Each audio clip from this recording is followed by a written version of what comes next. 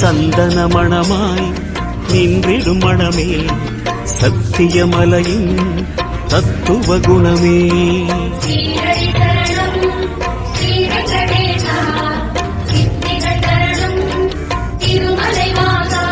உன் கோயில் வந்தோமே பொன் வாசல் நின்றோமே, உன் கோயில் வந்தோமே பொன் வாசல் நின்றோமே, எதிரில் வருவாய் பெருமாளே.